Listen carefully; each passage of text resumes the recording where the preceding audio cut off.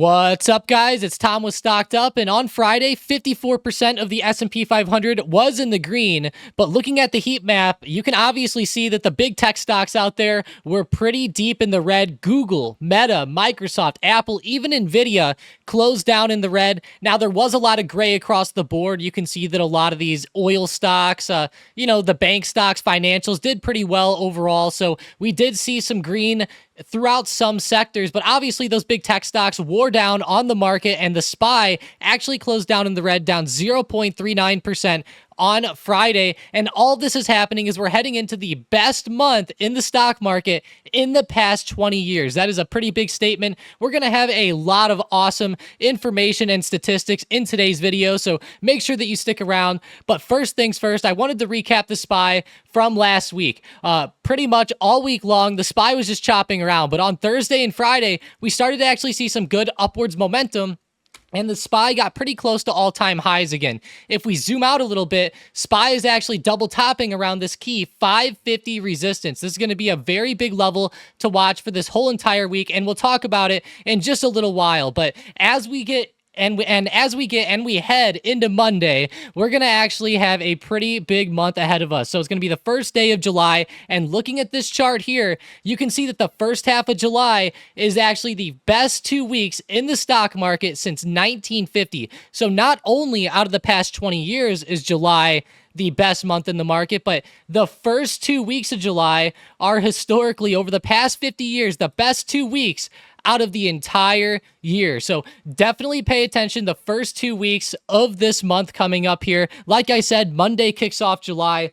Hopefully we see the SPY get some good movement and run up and break above that key 550 resistance. But I really love looking at this historical data, and even the second half of July isn't too bad either over the past however many years since 1950, right? But that is a very interesting statistic. I really like to see that this is kind of supporting a very strong July, right? I know a lot of people right now are pretty worried and scared as they're starting to see some of their favorite tech stocks like Nvidia actually start to fall over a little bit. If we go out to the Nvidia daily chart, I mean, last week was okay. It started recovering up a little bit. If you go from Monday to Friday, I mean, not really the best overall. So if we do see more of a downturn this week and ends up breaking under 118, that's going to be a pretty rough start to July. Hopefully we don't see that happen, but if we continue to see a good recovery off of this recent low around 118 to 120, and we keep seeing good pushes higher, especially out of the other tech stocks in the market as well, like Apple, Microsoft, and others, which had been doing very well until Friday. That move Friday was pretty rough, so hopefully July can kick off well on Monday, and we can start to see a good recovery out of these tech stocks, and it can kind of support some of the seasonal statistics that we are looking at here. But here's another chart of July showing how it's the best month out of the past 20 years. I think that that's a very important statistic as well. You can see that in the blue bar here, that's what's representing the past 20 years. Now, the last chart we looked at went back to 1950. You can still see that that's the yellow bar, but 1950 is honestly still pretty good too, statistically. Obviously, the past 20 years, it's been the best month in the market, right? In the past 10, it's pretty close. November almost takes the cake there on the right, but nonetheless, it's very good to see that with July. December on the end looks pretty rough, and obviously the beginning of the month, which we talked about, the beginning of the year, February is actually pretty rough. May is kind of flat usually, but man, once you get to like July and November, those 2 months have been historically very, very strong. So pay attention this month. It's going to be a big month for the market historically. It's pretty damn good. So hopefully we continue to see this good bullish price action. I know that there's been a lot of buying lately. I know Friday doesn't support that, but if we go to like Microsoft and look back over the past couple weeks, couple months, it's been ripping back up. Even Apple has a very similar, very strong chart here in the short term. I know that, like I said, Friday obviously was a pretty bad downturn, though towards the end of day specifically, it got pretty rough, and we're definitely going to talk about that here in just a little while. But first, I wanted to hit on a key stock that had some pretty crazy movement towards the end of last week, and that is Chewy, ticker symbol CHWY.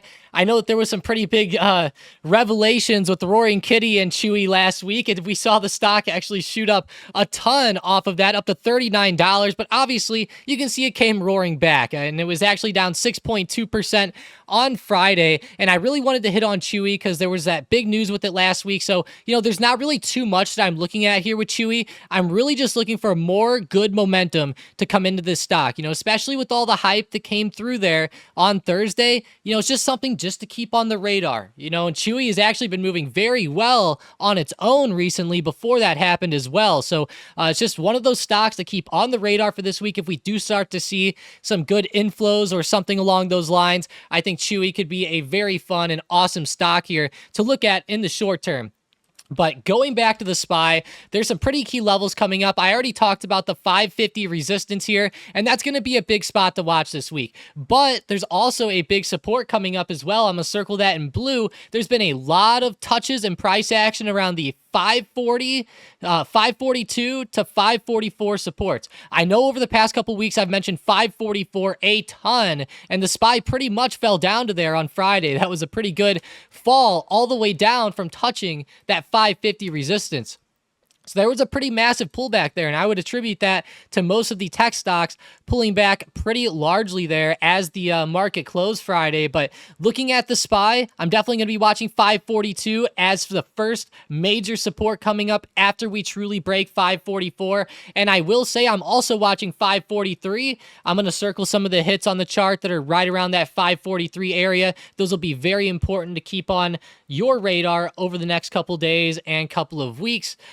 To the upside, though, I will say 550 is actually pretty far away. If we're going to look at more resistances here, I do like 546 and then even 546.80 to 547. I really like that area. If the SPY were to come up and retest that and then start to drop, that might be an area where you look at maybe a short opportunity or even a breakout. If we do see good inflows, it will depend on how the tech stocks and etc. are doing on that day, but overall, those are the levels I'm looking at with SPY. Hopefully, we can get up and break that 550 resistance, like I said, to support some of this July data. I mean, I still can't believe that this is the best 2 weeks out of the entire stock market since 1950, right? At least out of the S&P 500. So I think that that is a very, very interesting statistic. And also, I wanted to look at some of these tech stocks here like NVIDIA, because this is going to be a pretty big topic, and I think there's going to be a big war in the comments tonight. I think most people are going to be looking at NVIDIA to the upside, but I will say, it was pretty flat last week. There's a major support here around 122 to 123, more around 123 last week, but we have seen hits around 122 recently as well. But pretty much if we start to break under this major level, it's not going to be good. So I'll definitely be watching this area very closely. There was a ton of hits last week. I don't even think I can count them all. It was like 7 to 10 right there within that blue circle. So if we start to break under 123, definitely watch NVIDIA a little bit more to the downside. Of course, though, if we bounce off support and start moving up, obviously watch it to the upside as well. And I'll especially be watching some of these other big tech stocks like Apple, Microsoft, and others too, as that sell-off was pretty massive. But getting into the next thing here, we are in an election year, and I know that last week was no shortage of election year news, right? We had the debate between Donald Trump and Joe Biden. I just won 2 club championships. I got my handicap down to a 6. But looking at the statistics for this election year, this is actually one of the best election years in history. I saw a lot of reports saying that this was the second best one. And looking at the seasonality here, this is actually pretty awesome. So right now, we are in the pink line. And now I will say this is awesome because we've been in such a great year, right? But one thing to look at is, are we due for a little mean reversion? I really like this chart here. It's showing where the market usually runs here. You can see all election years are in the black line. And I'm starting to think like, hey, what if we do start to trade more towards the black line or the green line, which represents where the sitting president running? So I'm kind of looking at, something like, hey, are we going to see a bit of a pullback? Because this is one of the best election years in history. Now, I know that that's something that a lot of people will think. And, personally, I think that it could go both ways. Right now, I really like to follow the momentum. I know that in the short term, SPY has a pretty big resistance around 550. Some people might be trying to call the top here. I think a lot of people try to pull out their crystal balls with calling the tops and stuff like that. But looking at the market right now, my big thing is, hey, what are the tech stocks doing, right? In the short term, they've still been doing pretty good. I know that Nvidia isn't necessarily at all-time highs right now, but it's not very far off either whenever you consider, the overall move that NVIDIA's had. So I'm definitely going to keep watching these tech stocks into this week and, of course, throughout this election year. But I do find these election year statistics to be pretty interesting, especially considering that this is like the second best election year in history. So I'm definitely going to continue to watch the election year. And, of course, we're not going to get overly political or anything like that with these stocks, but there is a DJT, which follows like Trump Media Group. So this will be an interesting one to watch as the year progresses. But how could we go any further without looking at some of the big events that are coming up this week? And there's going to be quite a few of them. So firstly, I wanted to look at the earnings because there's really nothing on the calendar. You can see it's pretty empty overall besides STZ on a Wednesday. But this is going to be a short week, so keep that in mind. There will be no trading on Thursday, July 4th for Independence Day, and you can see that there's actually a little star right there by July 4th. What does that mean? If we go down here, that means that the market will close early at 1 p.m. Eastern Time on a Wednesday, July 3rd, 2024. So there will be a early close on Wednesday, and then the market will be closed on Thursday, July 4th, and it will actually be open on Friday. So keep that in mind. I know a lot of people might be hungover that morning, but nonetheless, it's going to be still a pretty awesome trading day on Friday there. So make sure that you are around and up and ready for that. But we also have a pretty big event this week with Jerome Powell speaking. Now, you can see on the Trading Economics calendar, they put down Fed Chair Powell's speech. But don't worry, guys. I got you on the Federal Reserve website. He's actually going to be speaking at an ECB or European Central Bank Forum. And there's going to be another keynote speaker there as well, which is Lagarde. Yeah. Sorry, guys. I'm not good with these names. But nonetheless, he will be with her doing a forum there with the European Central Bank. So keep that in mind. But there are a couple other events this week as well. ISM Manufacturing PMI comes out at 10 a.m. Eastern Time on Monday. There is JOLTS job openings Tuesday at 10 a.m. And then as we go through the week, Wednesday, ISM Services PMI as well as the FOMC minutes. And then Friday, we have the non-farm payrolls and unemployment rate. So there is quite a bit for tomorrow. Just focus on the ISM Manufacturing PMI and then Powell on Tuesday. We'll cover the rest as the week progresses. But going into the setups and plays for tomorrow, I'm looking at Tesla, and this is a pretty interesting stock here in the short term as they're right around the key $200 mark. Now, $200 is huge on pretty much any stock because it's number one, a whole dollar level, and that acts as a big psychological level in general. So looking at the book map here, you can also see that it's pretty key on the book map. 200 was pretty big on Friday. It even broke as Tesla fell throughout the day on Friday. And then you could see that the sellers came back in and kind of reestablished right there. So now we're going to be watching 200 as a solid resistance this week. Do I think that Tesla can keep running above 200 in the short term? I definitely do. But does it kind of suck to see Tesla under 200 also in the short term? Yes. So I will be waiting for a true good breakout back above 200 and then maybe look for a bigger breakout up towards 203 to 205. But that's really what I'm looking for this week. Will Tesla get back above 200 and continue up on this trend? If you guys like this play and you just like Tesla back above 200, let me know in the comments. I know there's a lot of people bullish on Tesla here in the short term. You can see it's actually been doing pretty good on the daily in the short term. I am watching, though, the mother of all trend lines that's coming up here. I mean, this trend line on Tesla has been in play for a couple years now, and it's really failed to break above there 1, 2, 3, 4, 5, 6, like 7 times. So definitely a big spot, but I'll be watching that one. And then with my second play, I'm actually looking at Matterport. This is a bit of a weird and different stock for us here on the channel. We haven't looked at it in a long time. It's one of those stocks that did amazing during COVID. You can see on the weekly chart, I guess after COVID, right? It really benefited and started ripping to the upside, ran up to 37 on the chart and fell all the way down to lows of like $1.75. I mean, I can't even believe I'm saying that it got that low. But look at this weekly chart and even the daily chart in the short term. We're starting to see a lot more bullish inflows here, especially on Friday. We saw the volume pick up and we saw a nice 8% move. So keep watching Matterport to the upside in the short term. This could even be a good share opportunity. It's a pretty low price stock, and a move from, now this is going to blow a lot of people's minds, but a move from $4.50 up to $5 is like 11%. I mean, that's pretty decent for shares if you're looking for a move up in the short term. And I'm sure a lot of people are looking for an even larger move than that. So keep Matterport on the radar. I do like it quite a bit. But now let's get right into the momentum plays. And with the first one, we're looking at Penn Gaming to the upside for tomorrow. Penn has been pretty hot in the short term, and it's right around a key $20 resistance. If it can break above 20, I will look at it to the upside for tomorrow. That's going to be a big level to watch for. With the next stock, I'm looking at Qualcomm. It's a chip stock. It's actually been down a little bit in the short term, but it's sitting right on the $200 support. So if it breaks above 201, come tomorrow morning, I'll keep looking at Qualcomm back up. I love the way it moved Friday. I thought it had a pretty strong move, especially compared to a lot of those big tech stocks that fell off towards close. That was a pretty bad close for many of those. And then with the final play, I'm actually looking at Meta in both directions. So Meta's a pretty wild one.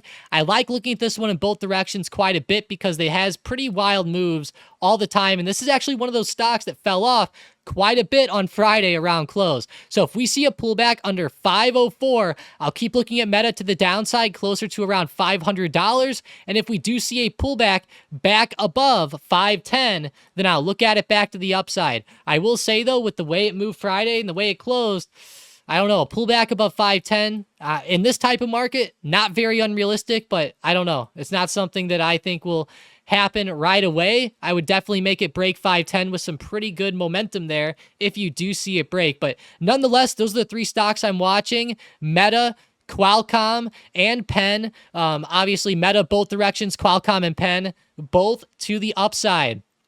But with our big money play for today, we're looking at ticker symbol PTEN, Patterson UTI Energy. This is a pretty interesting energy stock overall. It went up 1.97% on Friday, which I thought was pretty good. Now, this big money play, the big money put $756,000 into the 11 strike calls that expire in November. So more specifically, November 15th of 2024, there's going to be a pretty big opportunity. I love how PTEN is right at support. I think that that's going to be a very deciding factor for a lot of people on this play. Personally, I really love it when the big money plays are bouncing off supports. We've seen a lot of great support buys with the big money over the past couple years. We've seen a lot of them. We've obviously done a lot of big money plays on the channel, and I really love these support opportunities. This support is pretty key, and it's right around the key $10 level. Not only is that key on the chart and it lines up, but it's a very big psychological level, kind of like $200 with Tesla. So I really do like 10 on PTEN. I like this big money play quite a bit. It's in the energy sector as well, and we've looked at some stats that kind of show that, like, hey, the energy sector does pretty well after the Fed start to cut rates. So I will be watching PTEN to the upside. I like this one a lot. There's a good support around 10, like I said, and the reason that that's awesome is you can kind of throw a good stop loss around $9.50 or so. If you see a true breakdown there, you can get out. But other than that, I really like the risk reward to the upside. You can maybe target like $12 or even $13, I believe, over the next few months if we do see energy start to really rip. And when this stock bounces off this support, some of these moves are no joke here. Some of these previous moves off support have went up like 61%. Another one here that got really close to support, up like 84%. So we're definitely seeing some good movement out of this stock, off of this level. Keep it on the radar for the next couple days. And even for the next couple of weeks. This is a pretty long big money play. It goes all the way out to November 15th. It's not like they're probably looking to buy and sell it right away. So keep that in mind. They will probably hold it for a little while off of this support and look to really capitalize on some more of that upside movement there. But getting into our member of the day today, shout out to Mortgage Rider for the awesome post in the Profits channel. This was an awesome play. He had some Tesla puts, or they had some Tesla puts on Friday. We saw some pretty good price action. They made around almost 10 grand, $9,900. So that was a fantastic play by Mortgage Rider. I appreciate you posting up in the Profits channel as well. And of course, if you guys want to get member of the day, post up some profits or a nice testimonial in the testimonials channel would be awesome as well. But overall, this is a pretty crazy week. We're going to have a big one coming up.